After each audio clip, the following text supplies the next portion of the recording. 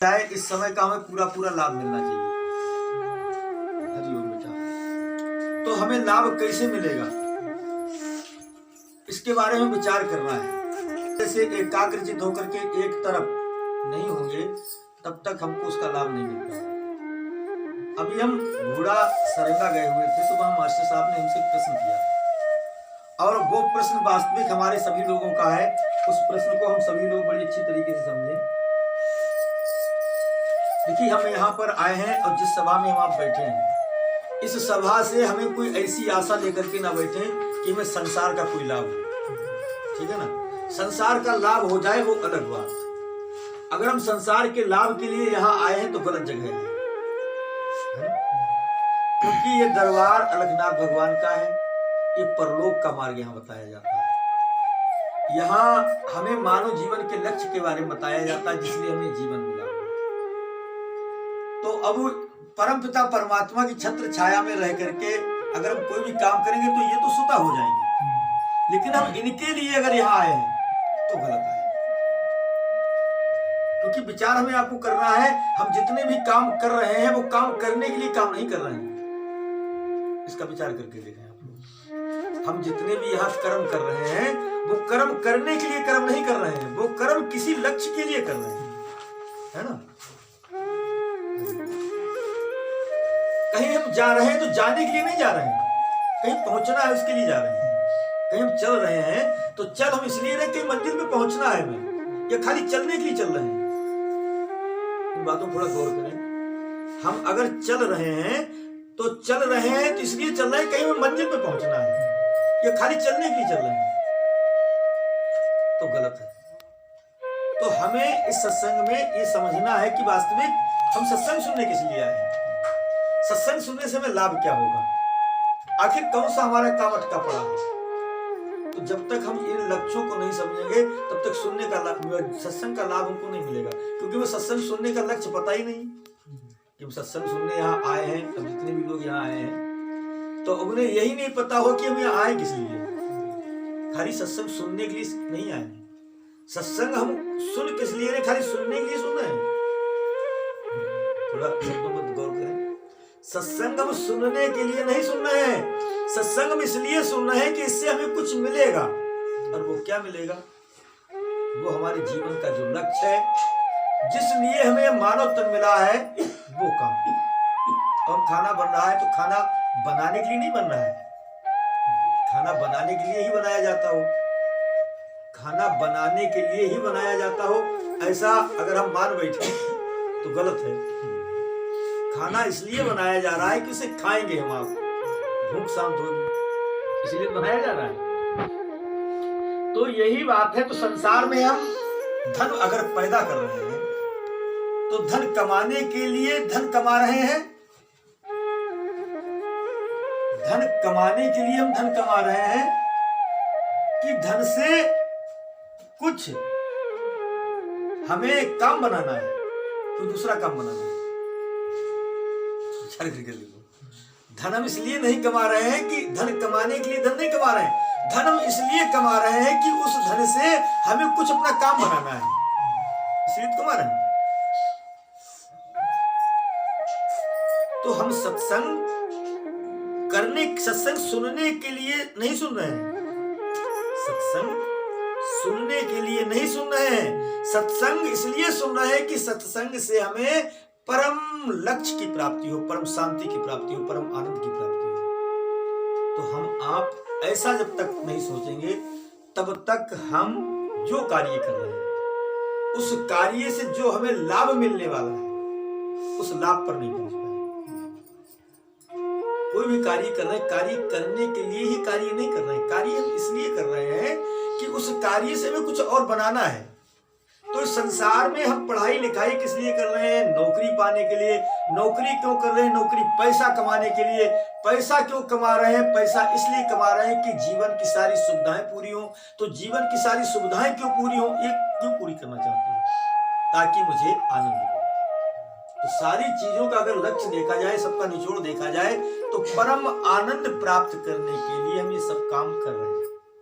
अब ये सब काम ही करते रहे काम के लिए, अब हम सारे काम करते रहे काम करने के लिए और परम आनंद को भूल जाए, तो उन कामों का अर्थ क्या रहा? उस नौकरी का अर्थ क्या रहा? उस संबंध का अर्थ क्या रहा? आप संसार में जितने संबंध जोड़े किस लिए जोड़े? संबंध जोड़ने के लिए संबंध जोड़े। संबंध जोड़ने का भी तो कोई अर्थ होगा। हम यहाँ प्यार मोहब्बत सबसे कर रहे हैं, क्यों कर रहे हैं? इसका भी तो कोई अर्थ होगा, कोई ना कोई काम तो होगा। लेकिन हमारी भूल हो गई कि हम बस यहीं तक सीमित रह गए। काम करने के लिए काम कर रहे हैं, धन कमाने के लिए धन कमा रहे हैं।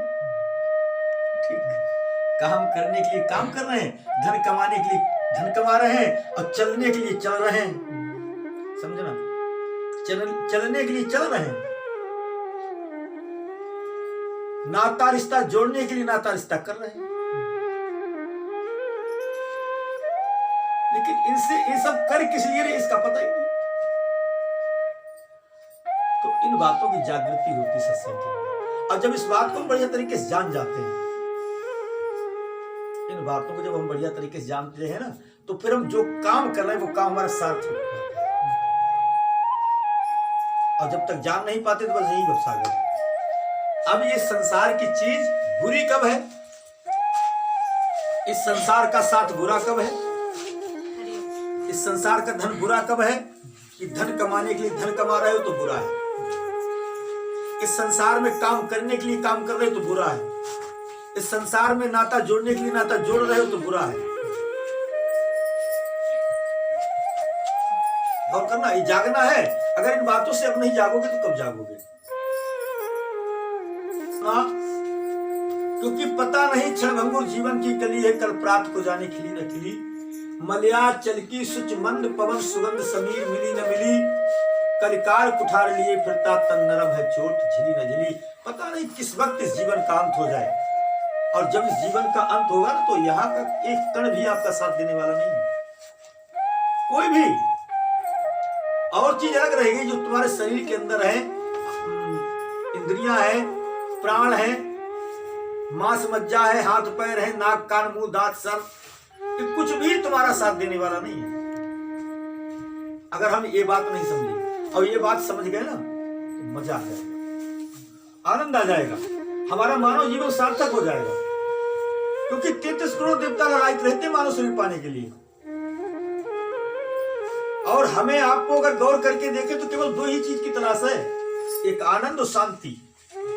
आनंद और शांति की तलाश है, लेकिन वो आनंद और शांति हम किन में ढूंढते हैं? धन कमाने के लिए धन कमा रहे हैं, उसमें शांति ढूंढनी मिल जाएगी, क्योंकि उसमें तुम्हें मेहनत करनी पड़ रही है, उसमें तमाम फिक्रें लगी हुई हैं। धन कमाने के लिए धन कमा रहे हो, नौकरी करने के लिए अगर नौकरी कर रहे हो, नौकरी करने के लिए अगर नौकरी कर रहे हो, तो फिर पढ़ाई करने के लिए अगर पढ़ाई कर रहे हो, और यही लक्ष्य बने हुए सबके, यही पर तो अटके हुए, यही भवसागर है, इसीलिए भवसागर से निकल नहीं पा रहे। हमें आपको ये विचार करना है कि आखिर मैं ये काम कर क्यों रहा हूं, आखिर मैं ये काम कर क्यों रहा हूं, मैं सत्संग सुनने आया किस लिए, मैं गुरु की शरण में आया किस लिए, या गुरु करने के लिए गुरु कर रहा हूं? क्यों भाई? गुरुमुख बनने के लिए गुरुमुख बन रहा हूं क्या?